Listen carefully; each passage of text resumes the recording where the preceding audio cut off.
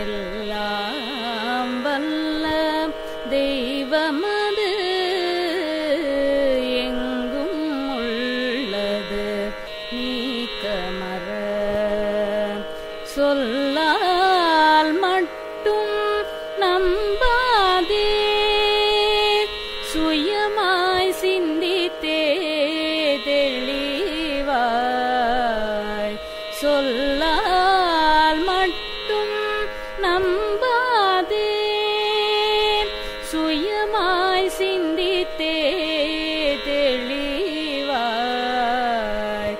எல்லாம் வல்ல தெய்வமது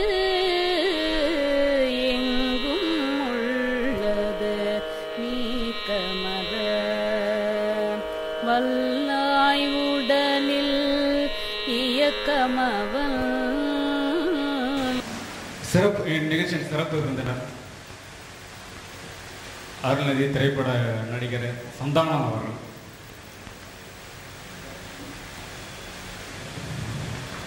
எல்லாருக்குமே மேடையில் இருக்க பெரும்பாலருக்கு அவர் வந்து ஒரு நடிகராக தெரியும்.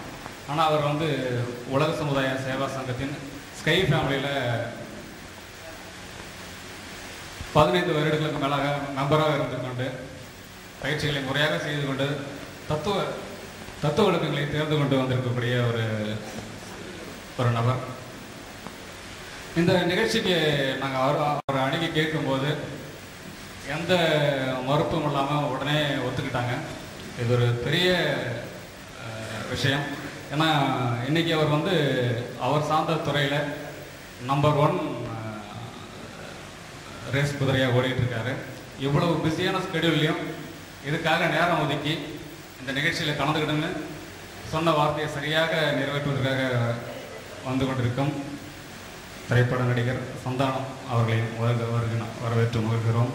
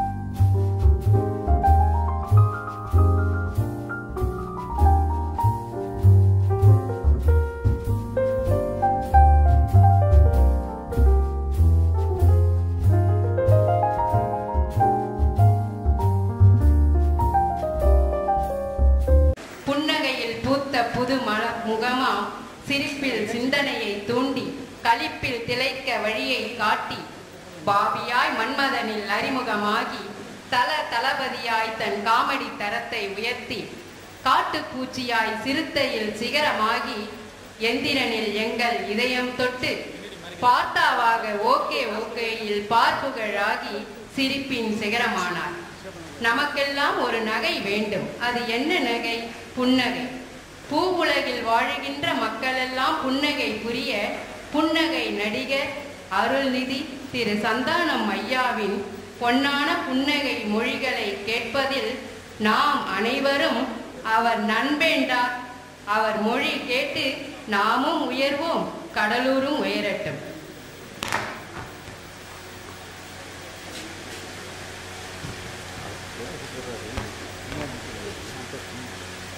புன்னகை நடிகருக்கு பொன்னான நினைவு பரிசை புன்முறுவலுடன் வழங்க வருகிறார் அருள்நிதி ராஜலட்சுமி அம்மையார். வாழ்க வளமுடன்.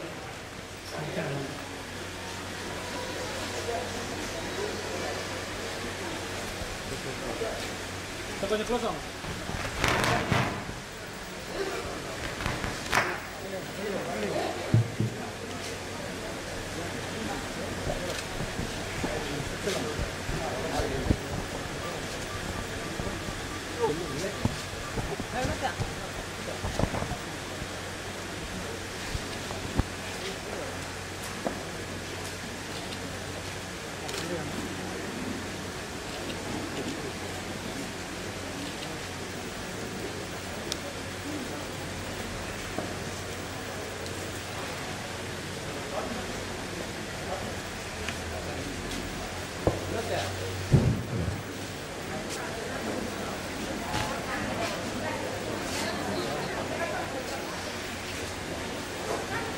வாழ்க வளமுடன், வாழ்க வளமுடன், வாழ்க வையகம். ரொம்ப சந்தோஷமாக இருக்கு. நிறைய படங்கள் ஆடியோ ரிலீஸ் ஃபங்க்ஷன், நிறைய படங்களுடைய அவார்டு ஃபங்க்ஷன், அப்புறம் நிறைய பாராட்டுகள், நிறைய மேடைகள் இதெல்லாம் போய் பார்த்துருக்கேன். நிறைய பரிசுகள்லாம் வாங்கியிருக்கேன். நான் அன்றைக்கெல்லாம் இல்லாத ஒரு சந்தோஷம், ஒரு என்ன சொல்கிறது, உள்ளுக்குள்ளே இது ஒரு வைப்ரேஷன், ஒரு உணர்வு. ஐயா மகரிஷியுடைய ஃபோட்டோவை இந்த இடத்துல, அதுவும் எல்லாம் மனவளக்கலை மன்றங்கள் சேர்ந்த பேராசிரியர்கள், அருள்நிதி, பிரம்மஞானிகள் அவங்களுடைய கையால் வாங்கும்போது ரொம்ப ரொம்ப சந்தோஷமாக இருக்குது. அதுக்கு வார்த்தையே இல்லை. அதாவது எந்த ஃபங்க்ஷன் எங்கே போனாலும் ஏதாவது கிண்டலாக பேசுவேன், கேலிக்கையாக பேசுவேன். அப்புறம் ஏதாவது தெரியும், நீங்கள் படத்தில் பார்த்துருப்பீங்க. ஆனால் இங்கே வந்த உடனே எந்த வார்த்தையும் நான் வரமாட்டேது. ரொம்ப மாதிரி சாந்தமாக என்ன சொல்கிறது, ஒரு மிகப்பெரிய ஒரு கோவில் உள்ள போனால் எப்படி ஒரு அமைதி, ஒரு மனசுக்குள்ள ஒரு திருப்தி வருமோ அந்த மாதிரி இருக்குது. ஏன்னா இங்கே உட்காந்துட்டு இருக்க எல்லாருமே ஐயா குரோம்பேட்டில் இருக்காங்க. அவருடைய குரோம்பேட் மன்றத்துக்கு போயிட்டு நிகழ்ச்சியில் நான் கலந்துக்கிட்டு அவர் நடத்தும் பொழுது, ஏன்னா குரோம்பேட் ஸ்கூல் ஹெட் மாஸ்டராக இருந்தாங்க ஐயா. அவர் நடத்தும் பொழுது நான் அங்கே உட்காந்து கேட்டிருக்கேன். ஒரு சின்ன பையனா, அப்போ நான் 10th படிக்கிறேன், ஐயா நடத்தியிருக்காங்க. ஸோ எனக்கு என்னுடைய ஆசிரியர்கள் முன்னாடி பேசுறது எவ்வளோ கஷ்டமாக இருக்குமா. மற்ற யார் முன்னாடி பேசலாம், நம்ம பார்த்து பயப்படுற ஒரே ஒரு ஆட்கள் நம்மளுடைய ஆசிரியர்கள் தான். ஸோ அந்த அளவுக்கு ஒரு சின்ன பயமும் நடக்கும்போது இருக்கு இப்போ எனக்கு. அப்புறம் என்னன்னா, என்னுடைய ஃபஸ்ட்டு சின்ன வயசில் ஸ்கூல் படிக்கும் பொழுது நான் கொஞ்சம் படிப்பில் வீக்குன்னு மக்குன்னே சொல்லலாம், மக்கு தான் கொஞ்சம். அப்படி இருக்கும் பொழுது ஸ்கூலில் எப்படியாவது பாஸ் பண்ண வைக்கணும் அப்படின்னு என்னுடைய டீச்சருக்கு ரொம்ப என் மேலே ரொம்ப பிடிக்கும். அவங்க எப்படியாவது நான் பாஸ் பண்ண வைக்கணும் அப்படின்னு சொல்லி ஒரு ஐடியா பண்ணாங்க. அப்போது டியூஷன் எடுத்துகிட்டு போய் என்னை சேர்த்து விட்டாங்க. டியூஷன் போக மாட்டேன், கட் அடிச்சுட்டு வெளியே எங்கன்னா சுற்றிக்கிட்டு இருப்பேன். அப்போது உடனே எங்கள் டீச்சர் ஒரு முடிவு பண்ணாங்க, ஸ்கூல்லே ஒரு கம்பைன் ஸ்ட்ரெயின் ஒன்று வைக்கலாம். ஒரு நல்லா படிக்கிற பையன், நல்லா படிக்காத ஒரு பொண்ணு, நல்லா படிக்கிற ஒரு பொண்ணு, நல்லா படிக்காத பையன், இந்த மாதிரி கம்பைன் ஸ்டடி வைக்கலாம் அப்படின்னு.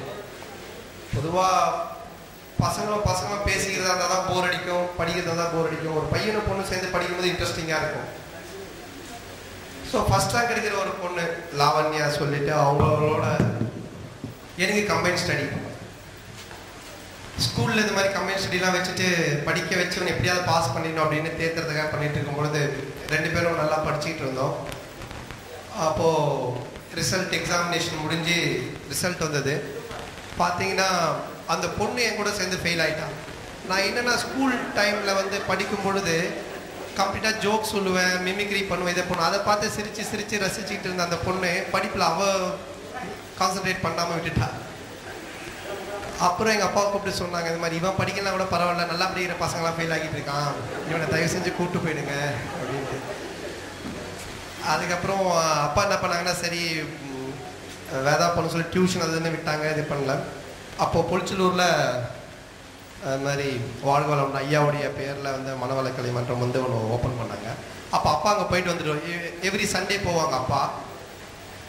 ஒரு சண்டே என்னை கூப்பிட்டு போனாங்க. கூப்பிட்டு போனால் இது மாதிரி ஃபஸ்ட்டு போனோன்னே இது மாதிரி அறிமுகப்படுத்தி வச்சாங்க. உட்காந்தோடனே அந்த பயிற்சியெல்லாம் சொல்லி கொடுத்தாங்க. ஃபஸ்ட்டு உடற்பயிற்சி, காலையில் எழுந்து செய்யுது, அந்த உடற்பயிற்சி கற்றுக்கிட்டோம். அதுக்கப்புறம் அந்த அந்த அந்த வாரமே டக்குன்னு ஓடி வந்துடும். ஏன்னா கிரிக்கெட் விளையாடுவானுங்க பசங்கள்லாம், வெளியே போய் விளையாடிட்டு இருப்பானுங்க. அப்போது நான் 8th 7th 8th தான் படிச்சுட்டு இருக்கேன். ஸோ எனக்கு ரொம்ப விளையாடணும் ரொம்ப ஆசை, அதில் ஓடிடுவேன். அடுத்த வாரம் அதே மாதிரி கூப்பிட்டு போகிறாங்க, மனவளக்கலை மன்றம் இதே மாதிரி இருக்கும். இப்போது மூலாதாரம் ஃபஸ்ட்டு அந்த தவம் நமக்கு சொல்லிக் கொடுக்கும்பொழுது கண்ணை மூடி எல்லாரும் இப்போ ஃபஸ்ட்டு பெற்ற அன்னைக்கு வணக்கம், தந்தைக்கு வணக்கம், அருள்மிகாசன் ஐயா நம்ம அந்த சொல்லிட்டு இருக்கும்பொழுது கண்ணை எங்கள் அப்பா எப்போ மூடுவார் அப்படி பார்த்துட்டே இருப்பேன். மூணு ஓடி வந்துடுவேன், சைலண்ட்டாக வந்து நடந்து வந்துடுவேன். உடனே வீட்டுக்கு வந்து எங்கள் அப்பா கேட்பார், எங்கடா போனேன்ட்டு. தவத்தில் மறைஞ்சிட்டேன்பா அப்படின்வேன். இதில் மட்டும் ஒன்றும் குறைச்சதில்லை, ஏதாவது ஒன்று சொல்லிட்டு இருந்தேன். ஸோ ஏதாச்சும் ஒன்று திட்டிகிட்டு இருப்பாங்க. அதுக்கப்புறம் சொன்னார் இது மாதிரி, என்னங்க அவன் வந்து சரியாக படிக்கவும் மாட்டான், எதுலேயுமே இன்ட்ரெஸ்ட் லெவலோ இல்லை, என்ன பண்ணுறது இல்லைன்னா. அப்போது அந்த மனவளக்கலை மன்றத்தில் இருக்க அவங்க வந்துட்டு என்ன பண்ணாங்கன்னா, நெக்ஸ்ட் வீக் ஐயா வந்துட்டு திருவான்மியூர் வரார், வால்மீகி நகருக்கு, அங்கே ஐயாவே வந்து பயிற்சி கொடுக்குறாங்க, அங்கே கூட்டுவாங்க அப்படின்னாங்க.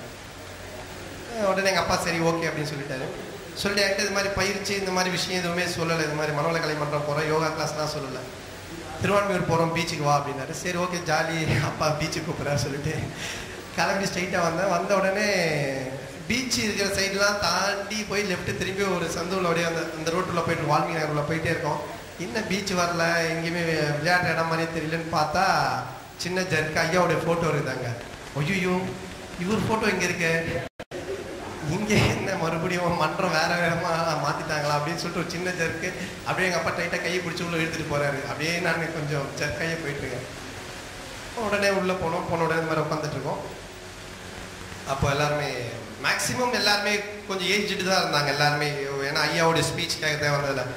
அதில் சின்ன பசங்க அப்படின்னு பார்த்தா எனக்கு தெரிஞ்சு ரொம்ப அப்படி இல்லை, ஒரு 10th அட்லீஸ்ட் ஒரு காலேஜ் படிக்கிற லெவலாவது பசங்க இருந்திருப்பாங்க. 8th லெவலில் பார்த்தீங்கன்னா நான் மட்டும்தான் இருந்திருப்பாங்க. சுற்றி பார்த்தா எல்லாருமே என்னோட ஹெட்மாஸ்டர் மாதிரி உட்காந்துட்டு இருக்கிறாங்க. யாருமே சின்ன பசங்க இல்லை. ஒரு பேச்சு துணைக்கு ஒரு எகிரி விளையாடலான்னு கூட தெரியல. எல்லாருமே அமைதியாக வேறு இருக்காங்க. நானும் அப்படி அமைதியாக பார்த்துட்டு இருந்தேன். இப்போது ஐயா வராங்க. ஐயா அது மாதிரி நடந்து வராங்க, எல்லாரும் வணங்கினாங்க. நான் அப்போ தான் ஃபஸ்ட் டைம் ஐயாவை பார்க்குறேன். அந்த லெஃப்ட் ஹேண்ட் சைட் ரூம்லேருந்து வராங்க, நாங்கள் அப்படி உட்காந்துட்டு இருக்கோம். அப்படியே ஏதோ ஒரு பாசிட்டிவ் எனர்ஜி எனக்குள்ள, ஏதோ ஒரு என்ன சொல்கிறது, ஒரு பெரிய ஏதோ ஒன்று கிடைச்சா மாதிரி ஒரு பெரிய எனர்ஜி ஒன்று அப்படியே பார்க்குறேன். வராங்க, உட்காடுறாங்க. அதுக்கப்புறம் ஸ்பீச் ஸ்டார்ட் ஆகுது, பேசுகிறாங்க, வாழ்க வளமுடன்றாங்க. அந்த டச் அவர் அங்கேருந்தே கொடுக்குறாங்க. இதெல்லாம் நடந்துகிட்ருக்கு. ஐயா பேசுகிறாங்க, எனக்கு அவ்வளோ அது ரிசீவ் பண்ணிக்க முடியல. பட் ஏதோ ஒன்று நடக்குது, ஒரு ரொம்ப சந்தோஷமாக இருக்குது, அப்படியே இருந்துகிட்டு இருக்கேன். அதுக்கப்புறம் ஐயா பேசின சில விஷயங்கள் எல்லாமே எல்லோரும் நோட்ஸ் எல்லாம் எடுத்து பேனெல்லாம் எழுதிட்டு இருக்காங்க. நான் சில விஷயங்கள் மட்டும் எனக்கு மனசில் அப்படியே கவனமாக இருந்துச்சு. அது சில பாயிண்ட்ஸ் சில லைன் மட்டும் எனக்கு இருந்துச்சு. அப்புறம் தவம் பண்ணோம், அப்படியே வந்துட்டோம். வீட்டுக்கு வந்ததுக்கப்புறம் பார்த்தீங்கன்னா அதுக்கப்புறம் கண்டினியூவாக போக ஆரம்பித்தேன். எப்போல்லாம் ஐயா வராங்களோ அப்போல்லாம் போவேன். கொஞ்சம் இன்வால்வ் ஆக ஆரம்பித்தேன். அதுக்கப்புறம் எல்லா தவமும் கற்றுக்க ஆரம்பிச்சுட்டு துரியம் துரியாதம் அப்படியே 9 மைய தவங்கள், பஞ்சபூத தவங்கள் இப்படி எல்லாமே கற்றுக்க ஸ்டார்ட் பண்ணிவிட்டு பயிற்சியில் கொஞ்சம் ஈடுபட்டு இருந்தேன். அதுக்கப்புறம் பிரம்மஞானி சர்டிஃபிகேட் வாங்கி முடிக்கிறேன். அப்போ தான் 10th நான் பார்த்தீங்கன்னா ஸ்கூலில் வந்து சொன்னேன், என்ன எங்கடா போகிறேன், நீ எங்கே வர மச்சான், எங்கே இருக்குன்னு தெரிய மாட்டேதுமா. நான் சொன்னேன் இது மாதிரி இல்லைனா நான் ஒரு பயிற்சி போயிட்டுருக்கேன், யோகா. மகரிஷி ஃபோட்டோ வச்சுருப்பேன், இந்த மாதிரி ஐயா வேதாத்திரி மகரிஷி இது மாதிரி. ஓகே என்னங்க எனக்கு பிரம்மஞானி பட்டம்லாம் கொடுத்துருக்காங்க, நான் வந்து இதெல்லாம் கற்றுக்கிட்டு இருக்கேன் அப்படின்னா. அப்படியா என்னன்னா இது மாதிரி நம்ம தான் கடவுள், நமக்குள்ள தான் கடவுள் இருக்குது. இது மாதிரி சிவநிலை சுத்த வெளி கடவுள்ன்றதெல்லாம் வந்து சுத்தமாக இதுவாக இருக்கு மச்சான், நம்மளும் கடவுளோட இயற்கையாக சேரலாம் அப்படிலாம் பயங்கரமாக. நான் எனக்கு இன்னெல்லாம் நோட்ஸ் தெரியுமோ அந்த அறிவுக்கு தகுந்த மாதிரி அவங்களோட பேசுகிறேன். அவங்களாம் பயங்கரமாக சிரிச்சு கிண்டல் பண்ணிட்டு இருக்கானுங்க. 10th எக்ஸாமில் வந்து நான் ஃபெயில் ஆகிட்டேன், government exam, public exam. So டோட்டலாக எல்லாருமே வந்துட்டு என்னென்னா, என்ன பிரம்மஞானி புட்டுக்குச்சாருங்க. சாதாரணமாக சொன்ன விட அப்புறம் பிரம்மஞானின்னு சொல்லி சொல்கிறானுங்களே. அப்புறம் வந்துட்டு ஒரு மாதிரி வெக்ஸ் ஆகிட்டேன், என்னடா இது அப்படின்னு சொல்லிட்டு. அதுக்கப்புறம் கண்டினியூவாக ஆழியார் வந்தேன், ஐயா போய் அங்கே போய் பார்த்தேன். அதுக்கப்புறம் பயிற்சி அங்கே பண்ணிட்டு இருந்தேன். கொஞ்சம் எப்பாவது தேவைன்னா ரொம்ப ஏதாச்சும் கொஞ்சம் டென்ஷன் அங்கே போவேன். ஒரு 2 நாள் 3 நாள் இருப்போம். இப்போ என் கூட என்னோடய ஃப்ரெண்டு ஜீவான், அவனும் வருவான், போவோம். அதுக்கப்புறம் என்னென்னா பாஸ் பண்ணிட்டேன். மறுபடியும் 10th அப்படியே அட்டெம்ப்ட் வச்சு ஒரே சப்ஜெக்ட் போயிடுச்சு. அப்புறம் பாஸ் பண்ணிவிட்டேன். அப்புறம் அதில் போய் டிப்ளமா அப்பா சேர்த்துட்டாங்க. டிப்ளமா சேர்த்தோன்னா அதில் கொஞ்சம் அரியர் வைக்காமல் கிளியர் பண்ணி பாஸ் பண்ணிட்டு வந்தேன். அப்போ அப்பா சொன்னால் ஏதாச்சும் ஒன்று கிளியராக பண்ணுறா, ஒன்று படிப்பு பண்ணி இன்ஜினியரிங்கில் வா, இல்லை அட்லீஸ்ட் ஏதாவது ஒன்று பண்ணு, ஒரு மாதிரி இருக்கேடா ஏண்டா அப்படின்னாங்க. இல்லைப்பா பண்ணுறேன் பண்ணும்போது அப்போ அங்கே வந்து ஒரு செட்டு சேர்ந்து கல்ச்சுரல்ஸ் பண்ணலாம், இந்த மாதிரி நம்மலாம் சேர்ந்து டீமாக ப்ரோக்ராம் பண்ணலாம் அப்படின்போது இன்டர் காலேஜ் கல்ச்சுரல்ஸ் நடக்கும். எல்லா காலேஜிலேருந்தும் வருவாங்க, அங்கே போய் நம்மளும் ப்ரோக்ராம் பண்ணோம்.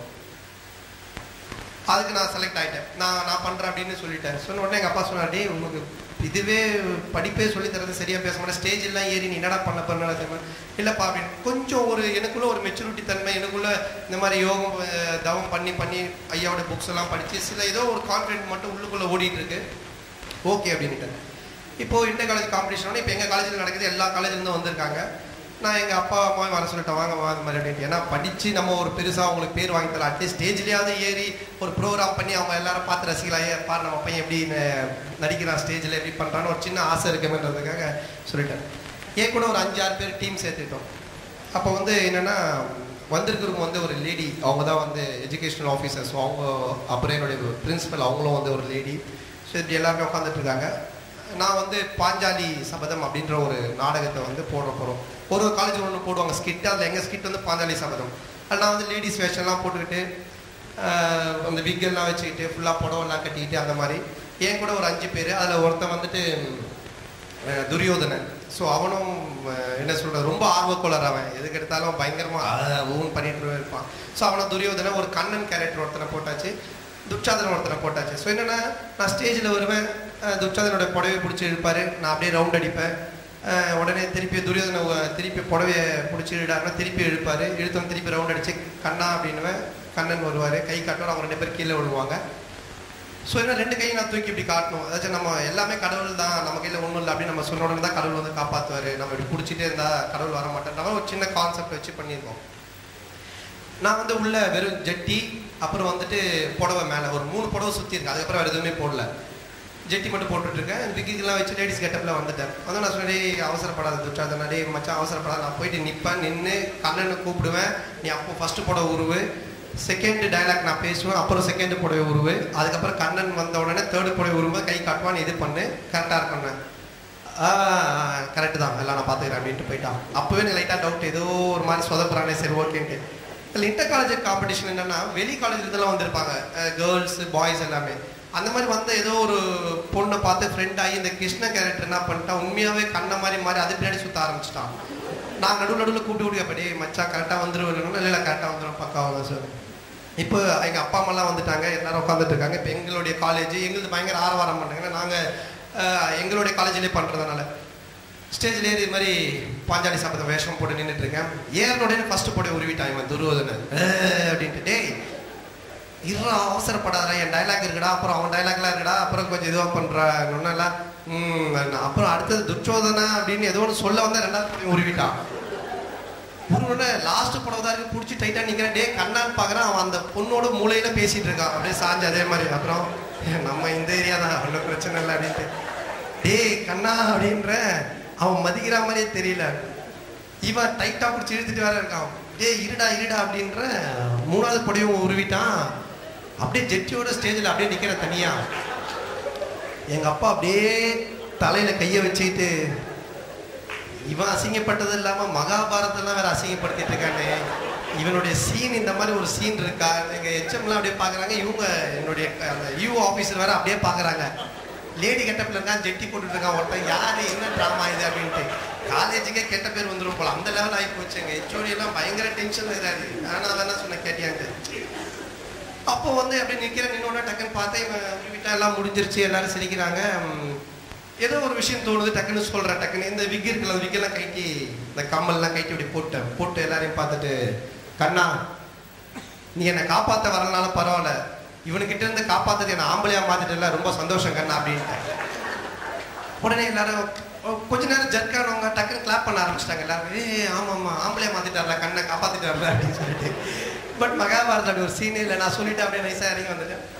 அதுக்கப்புறம் அங்கே வந்து அந்த இவங்க சீஃப் கெஸ்ட் வந்து என்னை கூப்பிட்டு நல்ல டைமிங் சென்ஸ் நல்லா பண்ணீங்க அப்படின்னாங்க. எனக்கு ஒரு மாதிரி ஆயிடுச்சு. அதுக்கப்புறம் சரி ஓகே சொல்லிட்டு அப்புறம் வந்துட்டேன். அதுக்கப்புறம் என்னென்னா என்னுடைய படிப்பு பாலிடெக்னிக் எல்லாம் முடிஞ்சது. இந்த மாதிரி ஏதோ ஒரு தோணும் சொல்லுவேன், டக்குன்னு ஒரு பஞ்ச் இது மாதிரி வரும். என்னுடைய ஃப்ரெண்ட்ஸ் இந்த டீம் எல்லாம் கூட சேர்ந்து நான் பண்ண விஷயங்கள் இது எல்லாமே வச்சுருந்தேன். விஜய் டிவியில் ஒரு வாய்ப்பு வந்தது, அங்கே போனேன், வாய்ப்பு கேட்டேன். லொல்லு சபான்னு ஒன்று ஸ்டார்ட் பண்ணோம், ஹிட் ஆச்சு. எல்லாருமே சொன்னாங்க, இல்லை நீ சினிமாவை கிண்டல் பண்ண ஆரம்பிச்சு நாளைக்கு சினிமாலே வர முடியாது. இல்லை பண்ணுவோம் ஜாலியாக, அது இல்லைனாக்குன்னு பண்ணோம். அப்புறம் சினிமாவில் கூப்பிட்டாங்க, சினிமாவில் நடிக்க ஆரம்பித்தேன். அப்புறம் அதில் என்ன தோணுதோ அதில் விஷயங்கள்லாம் பேசணும். அதுக்கப்புறம் அப்படியே சினிமா டெவலப் ஆகி அதுக்கப்புறம் என்ன சொல்கிறது, இப்போ இந்த ஸ்டேஜில் வந்து நின்றுட்டுருக்கோம். ஸோ என்னடா லைஃப்பில் வந்துட்டு நான் எதுக்காக சொல்லுவேன்னா, இப்போ இது வந்து ஒரு ட்ராக், என்னோடய லைஃப் ஸ்டைல், நான் எப்படி வந்தேன், நான் எங்கெல்லாம் என்ன சொல்கிறது மைனஸ் ஆனேன் அப்படின்றது. ஆனால் நான் இதுக்கு முன்னாடி ஒரு மனவள கலைக்கு வரத்துக்கு முன்னாடி, நான் வேதாத்திரி மகரிஷி அவங்களை வந்து பார்க்கறதுக்கு முன்னாடி, ஐயாவுடைய அந்த தவம் இந்த புக்ஸ் எல்லாம் படிக்கிறதுக்கு முன்னாடி, இந்த பயிற்சிக்கு முன்னாடி ஒரு சின்ன விஷயம் தான் கூட சரி, ஒரு கிரிக்கெட்டில் தோற்றா கூட அப்படியே பயங்கர மூட் அவுட் 2 நாள் சாப்பிட மாட்டேன், பயங்கரமாக இருப்பேன். அதுக்கப்புறம் பயிற்சிக்கு வர ஆரம்பித்த உடனே, பயிற்சியெல்லாம் செய்ய ஆரம்பித்த உடனே பிரம்மஞானி சொல்லிட்டு 10th ஃபெயிலு, அதை பற்றி எனக்கு கவலையே இல்லை. சரி ஓகே, நான் சரியாக படிக்கணும், ஒரு சப்ஜெக்ட் போச்சு, அடுத்தது என்னன்றதை பார்ப்போம். நான் அடுத்தது பாஸ் பண்ணேன்.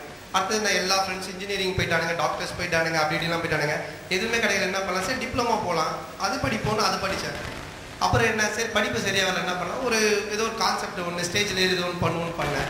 அங்கேயும் தப்பாச்சு. அங்கே ஏதோ ஒன்று தோணுச்சு, ஒன்று சொன்னேன். அதுக்கப்புறம் அங்கேருந்து விஜய் டிவி போனேன், ஏதோ ஒன்று. ஸோ என்னென்னா லைஃப்பில் வந்துட்டு டிப்ரெஷன் மைண்ட் இருக்குது தெரியுங்களா, அதுதான் நம்மளை தோக்கடிக்கும்.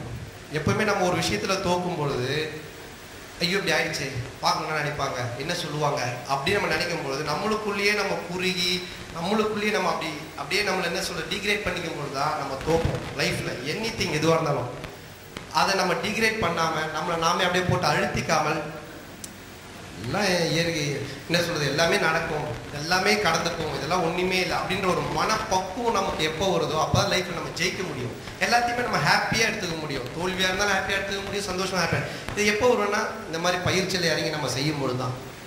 பயிற்சி செய்ய செய்ய எந்த ஒரு விஷயமோ, எந்த ஒரு பெரிய டிஸ்டர்பன்ஸ் நம்ம மைண்டில் வந்து எதுவுமே நம்மளை அட்டாக் பண்ணாது. இப்போ நான் இருக்க பிஸி ஷெட்யூல், நிறைய ஷூட்டிங், நிறைய என்ன சொல்ல டைரக்டர் மீட் பண்ணோம், ஸ்டோரி அது இதெல்லாம். பட் நான் ஹாப்பியாகவே இருப்பேன், சிரிச்சுக்கிட்டு. அதான் எல்லாருமே கேட்பாங்க, எப்படி ஹாப்பியாக இருக்கேன், எப்படி ஹாப்பியாக இருக்கேன். ஷூட்டிங் முடிஞ்சோடனே போவேன், கொஞ்ச நேரம் உட்காருவேன், சாந்தி தவம் பண்ணுவேன், காலைல எழுந்துப்பேன், துரியாத தவம் பண்ணுவேன், முடிச்சோடனே ஃப்ரெஷ்ஷாக போய் ஷார்ட்டில் நிற்பேன். ஸோ யோசிக்கிற டைலாக்லாம் நிறைய பேர் டைலாக் 1 மோர்லாம் பார்ப்பாங்க, ஒரே டைம் தான் கேட்பேன், அதை அப்படியே கிளியராக பண்ணிவிடுவேன். அதே மாதிரி அவங்க சொல்கிறத இம்ப்ரவைஸ் பண்ணுவேன். ஸோ என்னென்னா, அந்த மார்னிங் அப்புறம் ஈவினிங் அந்த 2 டைம்ஸ் நான் எடுத்துக்கிற மிகப்பெரிய ஒரு பூஸ்ட், ஒரு எனர்ஜி ஐயா எனக்கு சொல்லிக் கொடுத்த இந்த பயிற்சி தான். ஸோ பயிற்சின்றது வந்து ஐயா, இப்போ நான் எதுக்காக சொன்னேன், இப்போ ஐயா சொன்ன சில வார்த்தைகள், சில விஷயங்கள்லாம் அன்றைக்கி வால்மீகி நகர் நடத்தும் ஐயா வந்து ஒன்று சொன்னார். அதாவது வந்துட்டு, இப்போ இந்த இடத்துல ரேடியோ கேட்டுட்டு இருக்கு, ஆனால் நம்ம பாட்டு கேட்கல. என்னன்னா ரிசீவர் இல்லை. ரிசீவர் வச்சா உடனே அந்த ரிசீவ் பண்ணி பாட்டு கேட்கும். அந்த மாதிரி இறைநிலையோடு நம்ம எல்லாருக்குமே டச் இருக்குது, இறைநிலையோட எல்லாருக்குமே அந்த வைப்ரேஷன் இருக்குது. ஆனால் நம்ம அதை வந்து உணர்றதில்லை. ஏன்னா நம்ம அந்த ரிசீவர் வந்து வேற மாதிரி டியூன் பண்ணி வச்சுருக்கோம். லைஃப்பில் சம்மந்தம் இல்லாமல் சில விஷயங்களுக்கெல்லாம் வந்துட்டு என்ன வேலை செய்ய போகிறோம், எப்படி சம்பாதிக்க போகிறோம், இது என்ன பண்ண போகிறோம், அது என்ன பண்ண போகிறோன்ட்டு தப்பான டியூனிங்கில் வச்சுருக்கோம் நம்மளுடைய ரிசீவரை. அது எல்லாத்தையும் டியூன் பண்ணி கரெக்டாக என்றைக்கு நம்மளுடைய டியூனிங் வந்து ரிசீவரை வந்து இறைநிலையோடு வைக்கிறோமோ, அன்றைக்கி நம்ம கேட்கறது மட்டும் இல்லை, நம்ம கேட்காதது எல்லாமே கிடைக்கும். ஸோ இது வந்து ஐயா வந்து ஒரு பயிற்சியில் சொல்லும்போது எனக்கு சொன்னார். அப்போ எனக்கு தெரிஞ்சது, நம்ம தேவையில்லாத விஷயங்கள் எல்லாத்தையும் நம்ம டைவெர்ட் பண்ணுறோம். நம்மளுடைய கான்சன்ட்ரேஷனாக தேவையில்லாத விஷயம் எல்லாமே அங்கே தான் இருக்குது. ஸோ அங்கே மூலம் நம்ம ட்ரை பண்ணுவோம், அங்கே ரிசீவரை வைப்போம். அங்கே வச்சா அது மூலமாக எல்லாமே கம்ப்ளீட் நெட்வொர்க் ஃபுல்லாக நம்ம பிடிக்கலாம் அப்படின்ற ஒரு விஷயந்தான். அதுக்கப்புறம் ஐயா வந்து இன்னொரு விஷயங்களில் சொன்னாங்க, ஒரு இதே மாதிரி பயிற்சி மூலம் சொன்னாங்க. அதாவது வந்து ஒரு வேலைன்னு அப்படி நம்ம செய்யும் பொழுது, அது வேலையாக பார்க்கும் பொழுது நமக்கு உண்மையிலேயே செய்ய முடியாது, போர் அடிக்கும். இப்போ நான் இங்கே நின்று பேசிகிட்டே இருக்கிறேன், நீங்கள் கேட்டே இருக்கீங்கன்னா ஒரு 1/2 மணி நேரம் கேட்கலாம், 1 மணி நேரம். அதுக்கப்புறம் உங்களுக்கு ஐயோ இவன் என்னடா போக மாட்டான் போகுது, பாத்ரூம் வேறு வருது, கால் வேறு வலிக்குது, இப்படிலாம் கொஞ்சம் தோணும். ஆனால் நான் இறங்கி வந்து அங்கே சேரில் உட்காந்து உங்களோட பேச ஆரம்பிச்சேன்னா ஒரு நாள் ஃபுல்லாக பேசிட்டு தான் நீங்கள் கேட்பீங்க. ஏன்னா இப்போ கேட்கும் பொழுது இது ஒரு வேலையாக கேட்குறீங்க, அவன் பேசுகிறான், அது ஏதோ நம்ம கேட்கணும்னு. அங்கே வந்துட்டா அந்த வேலையில் ஜாலியாகிடும். அப்புறம் பாஸ் அப்புறம் நீங்கள் என்ன பண்ணுறீங்க, என்ன படம் பண்ணுறீங்கன்ட்டு. ஸோ ஐயா ஒரு விஷயத்தில் சொன்னார், எல்லாத்தையுமே நம்ம வேலை அப்படின்னு பார்க்கும் பொழுது எல்லாமே நமக்கு வந்து டென்ஷன் கொடுக்கும். எல்லாமே வந்து நமக்கு வந்துட்டு ஐயோ இது செய்யணுமே அப்படின்னு தோணும். ஆனால் அது விளையாட்டாக ஜாலியாக பார்க்கும் பொழுது எதுவுமே நமக்கு பெருசாக தெரியாது. அதனால் நான் என்னுடைய ஷூட்டிங், என்னுடைய வேலைகள், இது எதுவுமே நான் வேலையாக பார்க்க மாட்டேன். எல்லாத்தையுமே விளையாட்டாக தான் பார்ப்பேன், ஜாலியாக தான் பார்ப்பேன். அதான் எனக்கு எதுவுமே போர் அடிக்கல, சந்தோஷமாக இருக்கேன்.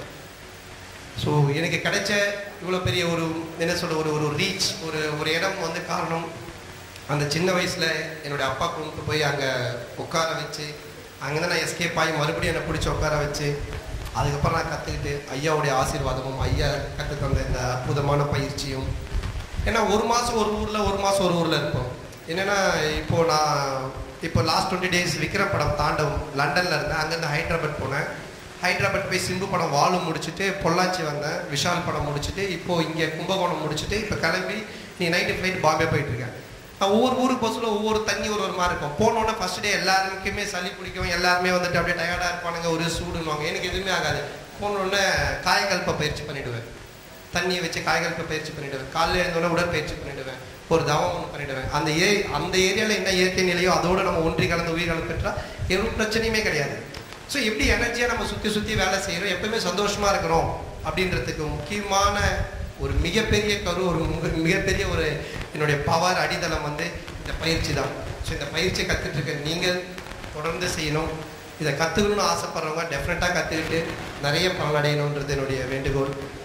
இப்படிப்பட்ட ஒரு அற்புதமான என்ன சொல்கிறது, மிகப்பெரிய சந்தோஷமாக இருக்குது. ஐயா வந்து என் கூடவே இருக்காரு அப்படின்ற ஒரு விஷயம் என்னென்னா, நான் இப்போ ஒரு புது வீடு கட்டியிருக்கேன் சென்ட் ஆஃப் ரோட்டில். நாளைக்கு தான் அந்த வீட்டுக்கு வந்து இதுக்கு போகிறோம், இதுக்கு கிரகப்பிரவேசம் பண்ண போகிறோம். ஸோ என்னென்னா எல்லாருமே மார்னிங் பண்ணிவிட்டு போனோம் அப்படின்னு சொல்லிட்டு, ஏன்னா மண்டேலேருந்து ஆடி மாதம் வருது, நீ தான் லாஸ்ட் டேட் பண்ணணும் அப்படின்ட்டு. அப்போ நான் லாஸ்ட் வீக் அப்பாவோட பேசிட்டு இருக்கேன். அப்பா இது மாதிரி பொள்ளாச்சி நான் வந்திருக்கேன், ஆழியார் போயிட்டு வந்துடலான் இருக்கேன். என்னென்ன இல்லை புது வீடு போகிறோம் ஐயா, ஃபோட்டோ ஏதாச்சும் ஒன்று வாங்கணும், ஃபஸ்ட்டு வந்தோடனே ஹாலில் மாட்டணும்பா அப்படின்னு. அப்படியாடா சரி நீ போய் பாரு அப்படின்னு நான் சொன்னாங்க. அப்புறம் நான் சரி ஓகே பண்ணேன். அதுக்கப்புறம் திடீர்னு ஒரு ஃபோன் வந்துச்சு. இது நான் எப்போ ஒத்துக்கிட்டேன் ஞாபகம் இல்லை. அப்புறம் என் ஃப்ரெண்டு சொன்னாங்க இது மாதிரி 14th நீ போகணும் ஈவினிங் இது மாதிரி இருக்குது அப்படின்னா. ஆமாம் நான் அப்படியே ஷூட்டிங் வந்து இது பண்ணிடுறேன், முடிச்சு நான் அப்படியே போயிடுறேன்னு.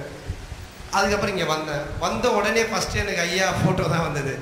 அப்போ தான் யோசித்தேன், ஓகே மகரிஷ் என்னோட இருக்கிற நேசிக்கர், நம்ம அவர் எந்த அளவுக்கு நேசிக்கிறோமோ, எந்த அளவுக்கு அவர் சொன்னதை நம்ம உள்வாங்கி நடத்திட்டு இருக்கோமோ, ஒவ்வொரு செகண்டும் அவர் நம்ம கூடவே இருந்து நமக்கு எல்லாமே காமிச்சிட்டு இருப்பார்ன்றது வந்து இதுக்கு மேலே என்னால் எதுவும் சொல்ல முடியல. ரொம்ப சந்தோஷமாக இருக்குது. ஸோ இப்படிப்பட்ட ஒரு அருமையான நிகழ்ச்சியில் கலந்துட்டு ரொம்ப சந்தோஷம். உங்கள் எல்லாருக்கு முன்னாடியும் விடைபெறுகிறேன். நன்றி, வணக்கம். வாழ்க வளமுடன். வாழ்க வளமுடன். வாழ்க.